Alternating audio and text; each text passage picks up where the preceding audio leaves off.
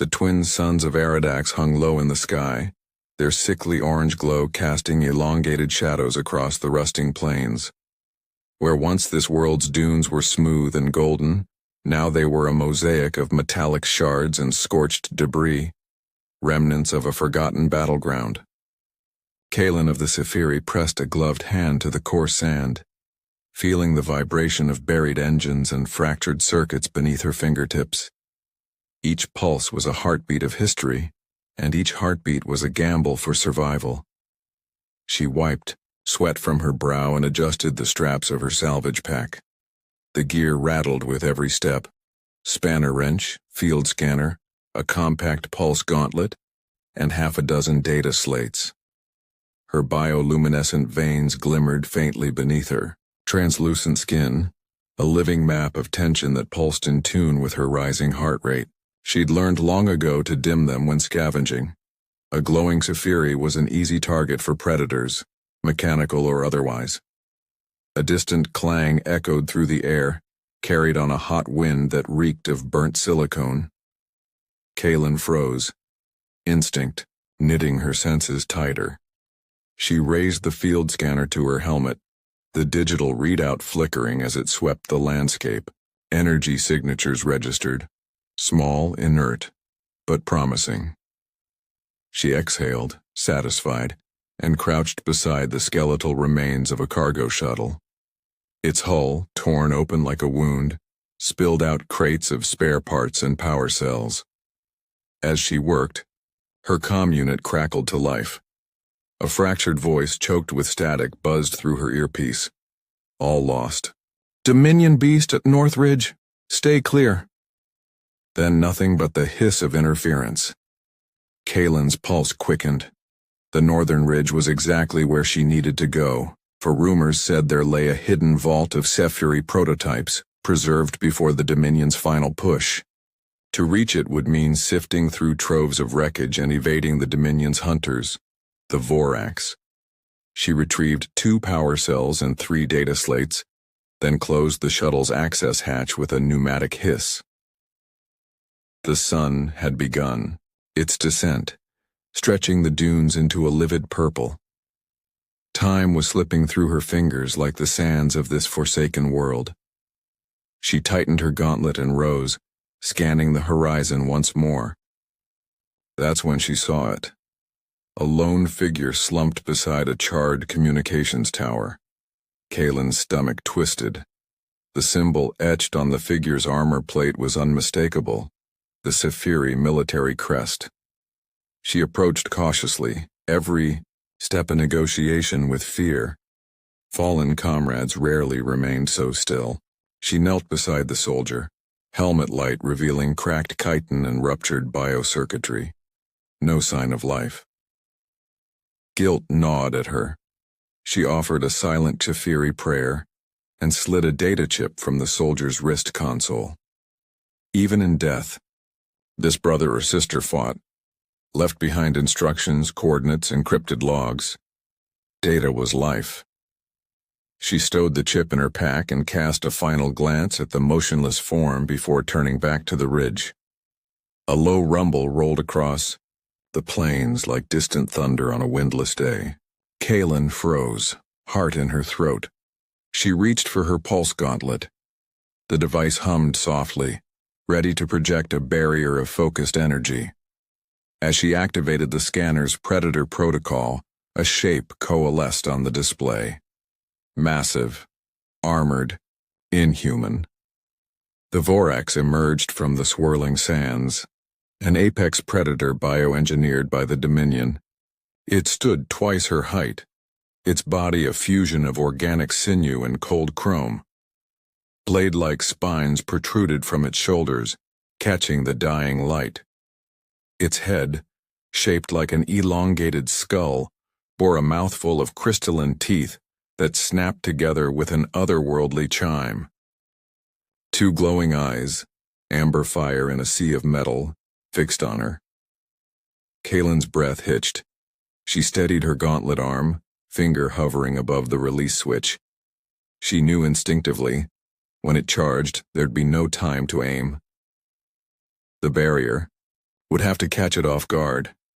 The sands around her stirred violently as the Vorax drew nearer, each step a tremor. She whispered a prayer to the memory of Saphira Prime, of forests lit by bioluminescence, of crystal towers humming in harmony. Drawing on that ancestral courage, she flipped the gauntlet switch. A prismatic shield blossomed before her with a crackling shudder, casting fractured rainbows across the dunes. The beast reared back, then leapt forward with terrifying speed. Its claws collided with the shield, sending shards of energy cascading into the sky. The force of the blow buckled Kaylin's knees. She staggered backward, teeth gritting against the pain. Sparks danced where claw met shield, and the air filled with the stench of ozone and burnt chitin. Seconds stretched like hours. The Vorax tugged at the edges of the barrier, its muscles rippling beneath metallic plating. Kaylin fought to maintain the projection, sweat stinging her eyes. The shield groaned under the assault, energy reserves drained in a heartbeat. She knew she couldn't hold much longer. As the barrier began to falter, Kaylin braced herself for the end. She closed her eyes, imagining the crystalline teeth closing around her, the world going dark. The vibrations of the beast's roar rattled her bones.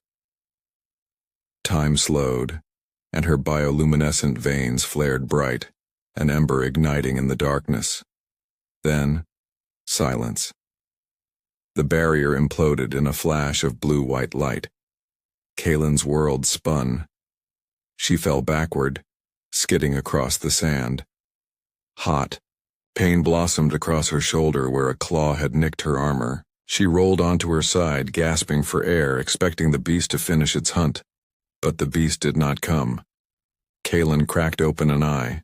In the wavering heat haze, she saw the Vorax's massive form disgorging sand as it recoiled, head snapping, sideways as if struck. A searing streak of energy cut across its flank and it staggered, claws scrabbling at empty air. Alarm bells sounded in her mind. Help had arrived. Unexpected. Almost impossible.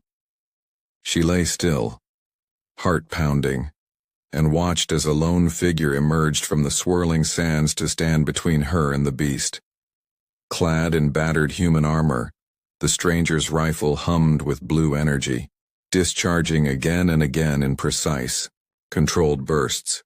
Each bolt found its mark and the Vorax let out a tortured cry. Kaylin's breath caught.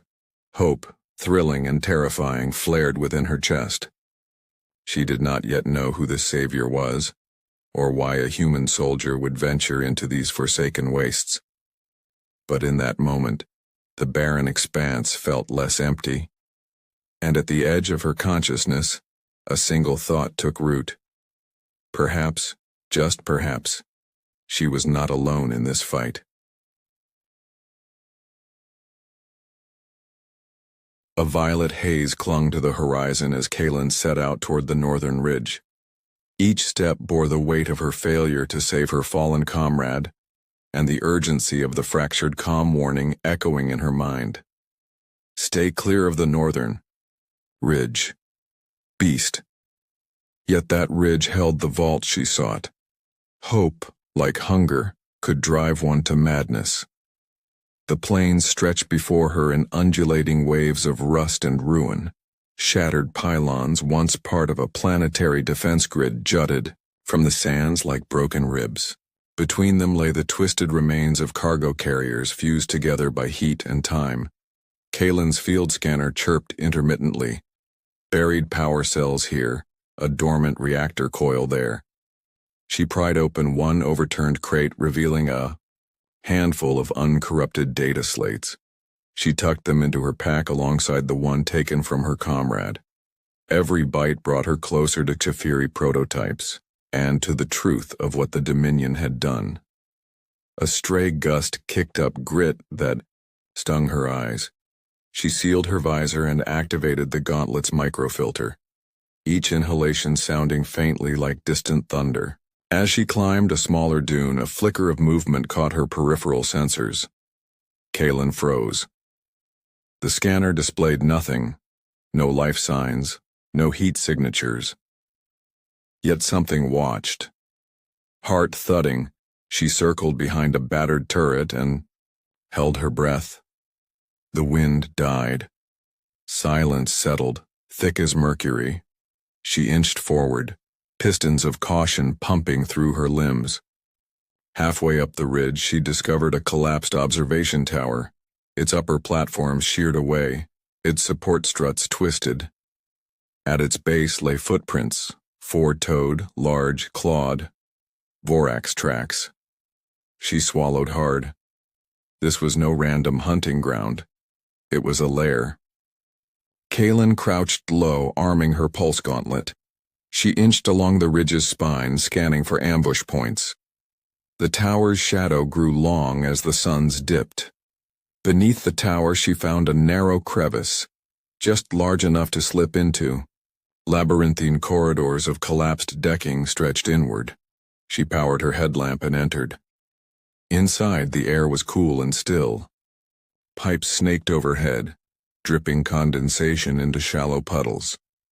Countless footprints crisscrossed the floor, interrupted by streaks of dark fluid, blood or oil, she couldn't tell. The data chip she'd recovered contained encrypted logs. On a hunch, she tapped into her portable decryptor and fed it the codes. Static hissed. Then a burst of text scrolled across the hollow display. Test subject number 47. Enhanced aggression. Bred for tunnel deployment. Her pulse quickened. The Dominion had engineered these creatures for subterranean attack. They'd release them here to flush out any survivors. And now Kalen stood in the heart of their domain. A sudden rumble reverberated through the metal beams. The ground vibrated beneath her feet. Kalen pressed herself against the wall as dust rained from the ceiling. Distant scraping, terrifyingly deliberate, echoed through the corridors. She flicked her gauntlet to stealth mode, dimming the bioluminescent glow of her veins to a faint ember. Light from outside faded. Only her headlamp pierced the gloom. The scraping grew nearer, punctuated by a wet, rhythmic thud, like claws against metal. She swallowed, beads of sweat gathering at her temples. Every instinct screamed to run, but the vault was close. She had to press on. Through a shattered hatch she glimpsed the outer world just as a massive form emerged. The Vorax. Its chrome sinews glistened, spines dripping with fresh fluid. It paused, nostrils flaring, searching. Kalen forced herself still, every muscle trembling. The beast sniffed the air, head tilting as if sensing her presence. Her heart thundered in her ears. One wrong move and the predator would tear her apart. But retreat meant leaving the vault and her people without hope. She tightened her grip on the gauntlet, steeling herself for whatever came next.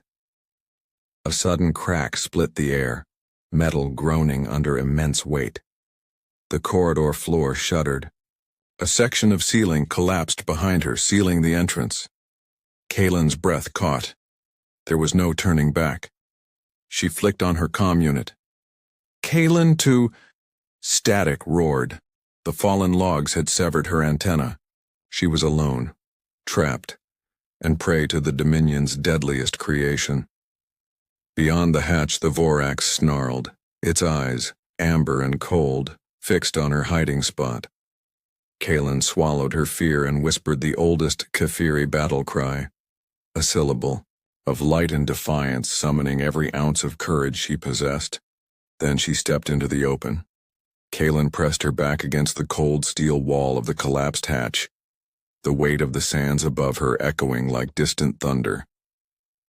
In the dim glow of her helmet lamp, she closed her eyes and let her thoughts drift across both time and space to a world bathed in crystal radiance and song. She remembered the dawn on Saphira Prime, when the air itself seemed alive with color. Towering bioluminescent trees unfurled tendrils that pulsed like veins of living light, and rivers of liquid crystal wound through valleys, casting prismatic rainbows across the sky. As a child, Kaylin would lie on soft moss banks watching motes of energy drift from algae blooms, tiny sparks of sentience that danced on the breeze. She and her parents would harvest the crystals, harmless shards that hummed with pure harmonics, and fashion them into delicate tools and musical instruments. Every note they played wove the world's own heartbeat into their songs, but those memories fractured like glass the day the Dominion's fleets blotted out the sky. Kaylin inhaled sharply, feeling the brittle tang of panic. She saw again the HFY first flares of plasma fire carving streaks of orange across Saphira's atmosphere. She heard the roar of orbital bombardments, and the shrill alarm of her home's great core reactor crying out for mercy. In the panic, her mother pressed a crystal phial into her hand, a capsule containing the last pure light of Saphira Prime.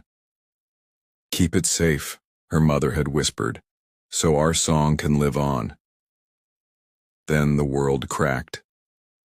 Kaylin remembered. Flight, evacuation shuttles vaporizing on the pads, the screaming of engines, and the firestorm that swallowed her home in a single heartbeat. She was 8, and suddenly an orphan floating in cold darkness, clutching that fragile phial like a promise she wasn't sure she could keep. Back in the hatch, her heart pounded with those echoes of loss and longing. She exhaled and opened her eyes. The headlamp revealed 2 glowing amber eyes staring through the dust and shadow. The Vorax had breached the inner chamber. Muscles coiled in her limbs. Her pulse gauntlet sat heavy on her wrist. She lifted the gauntlet and whispered the ancient invocation of her people. A series of tonal clicks and whistles, each note resonating with her bioluminescent veins. The gauntlet drew power from her own bioelectric field, channeling it into a radiant bubble that blossomed around her like a second skin of light. The phial in her pocket, its crystal clutched at her belt, vibrated with recognition, a shard of home aligned to her will. As the beast lunged, its claws tearing at the hatch frame, Kaylin held the barrier steady. Each snap of the Vorax's crystalline teeth against the energy field sang in harmony with distant Kafiri melodies she had longed to hear again. Sparks of energy twisted into motes of dancing light, and for a moment, Kaylin felt her mother's presence beside her, guiding each pulse.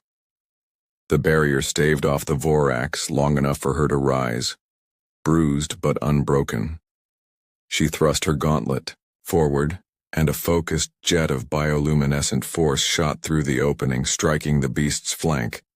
It roared, retreating a pace to shake off the blow, and in that heartbeat, Kaylin stepped forward, heart alight with ancestral strength. Memories of light had given her courage.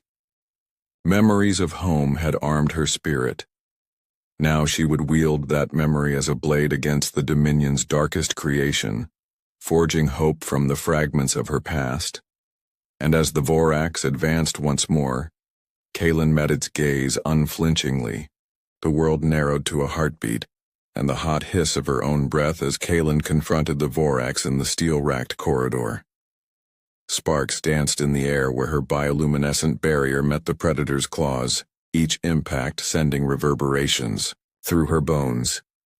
Metal groaned under the assault, and the pulse gauntlet's reserve flickered dangerously low. With a guttural snarl, the Vorax ripped the edge of the barrier apart. Energy cascaded in shards of light before collapsing entirely in a blinding flare. Kaylin cried out as she was slammed against the corridor wall, the force of the blow driving the breath from her lungs.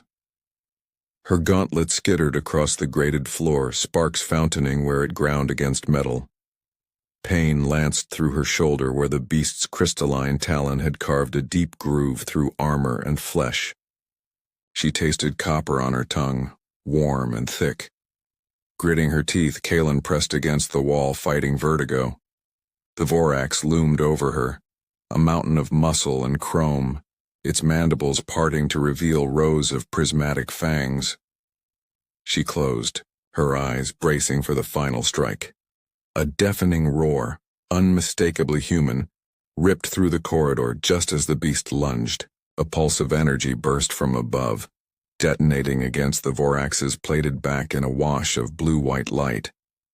The beast staggered, its claws slashing uselessly through empty air.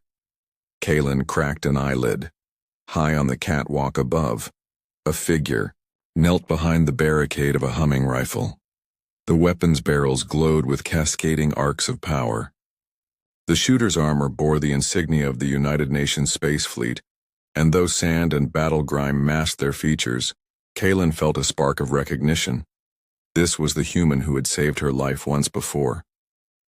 The Vorax howled in rage and pain, twisting to face its new foe. The human rose, firing again, each bolt precise, each impact sending echoing cracks through the predator's plating. The beast backed away, talons clattering against the grated floor, searching for an opening. Kaelin seized the moment, sliding across the sand-slicked metal to retrieve her gauntlet. Shakily, she refitted the device and activated its core. Light blossomed around her wrist, steady and fierce. Together, with human fire from above and her own radiant shield below, they drove the Vorax back down the corridor. The predator, wounded and bewildered, let out one final ear-splitting roar before retreating into the darkness. As the corridors fell silent once more, Kaelin sank to one knee, chest heaving. Gravity pressed heavy on her limbs. Above, the human descended the ladder with cautious steps. When they reached her side, they offered a gloved hand. Relief, raw and overwhelming, flooded through Kaelin's veins. "I've got you," the stranger said, voice gentle beneath the visor's tint. Kaelin grasped the hand and let herself be pulled upright. As the echo of the beast's retreat faded behind them, she knew that this moment, caught between the dastardly bite of death and the unexpected gift of rescue, would remain with her forever. In the chasm of the beast's maw, she had discovered something more powerful than fear, the bond of unlikely allies united against the darkness.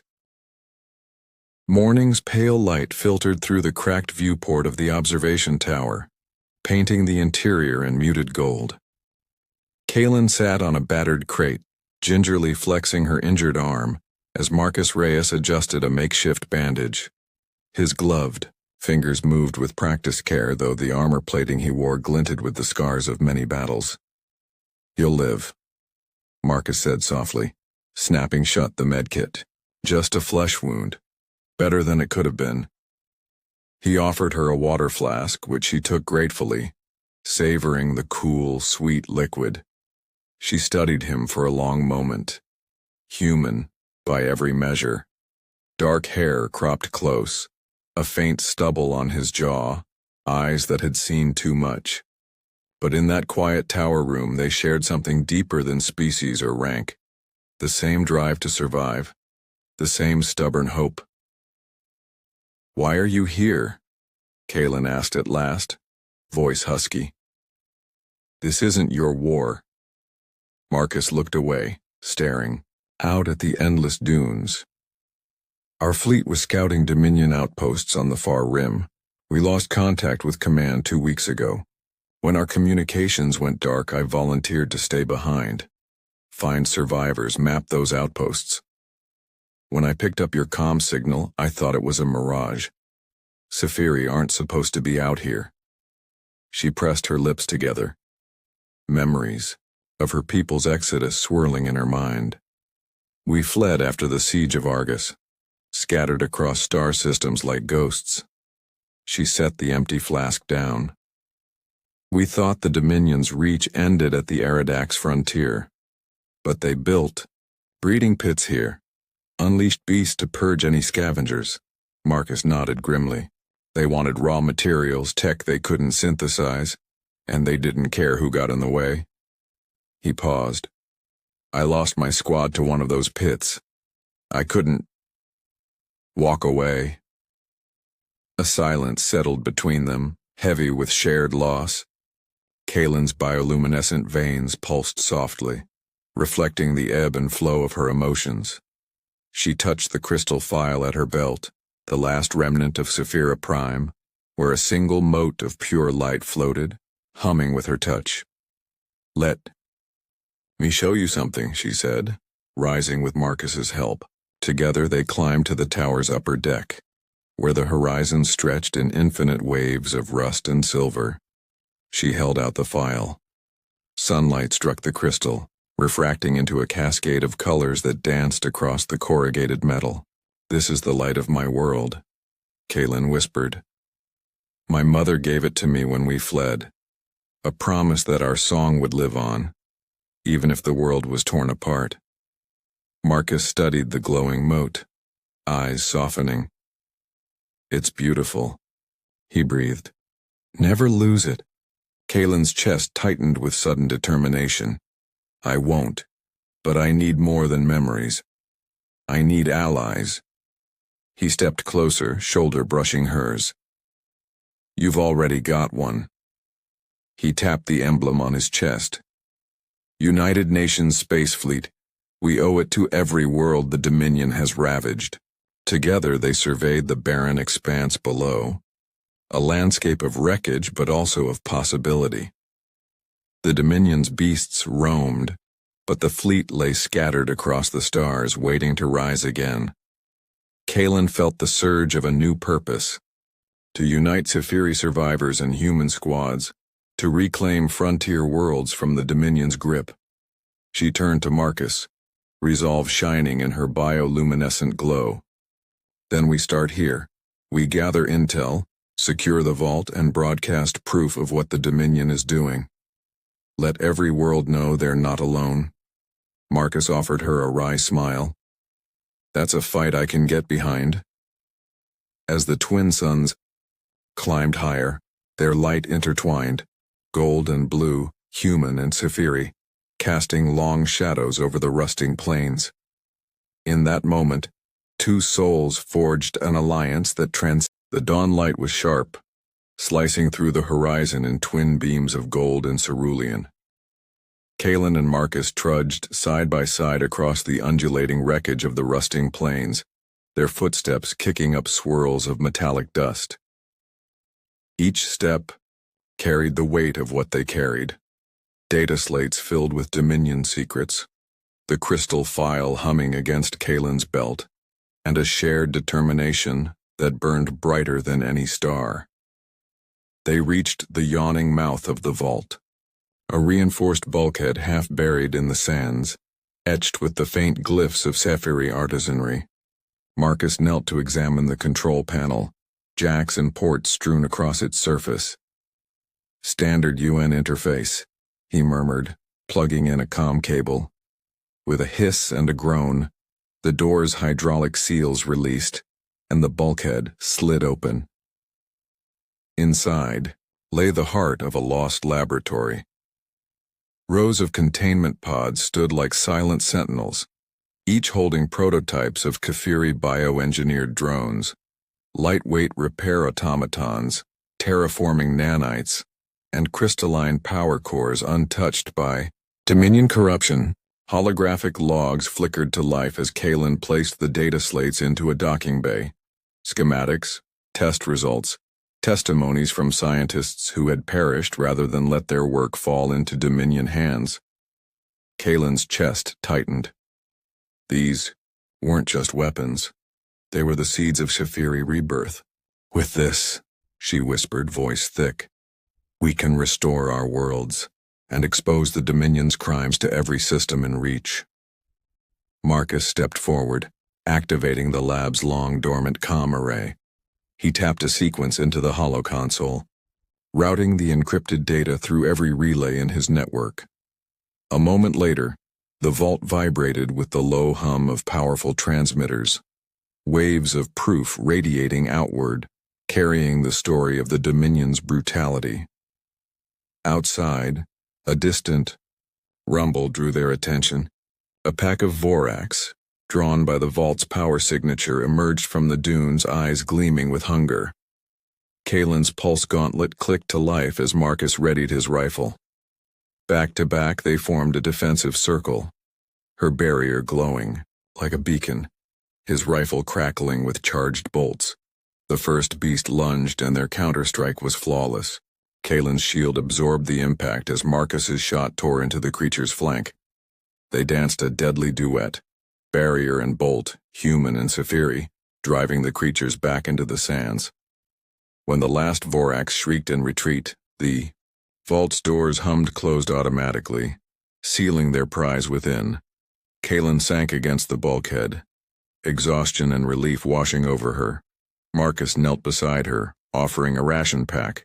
She accepted it, taking slow, deliberate bites. "They'll see," she said, jaw tight. "They'll know the truth." Marcus laid a hand on her shoulder. "And they'll come," he promised. "SciFi worlds, human fleets, every ally we've yet to find, they'll come." They watched the suns climb higher together, forging a single arc across the sky. In that convergence of light, Kalen saw not only the victory of the moment, but the promise of all moments to come. The vault's contents would reignite SciFi civilizations, bolster human resistance, and perhaps inspire other races to rise. She lifted the crystal phial, sunlight refracting through its core. Within, the mote of Saphira Prime pulsed steadily, an echo of home, a testament to survival.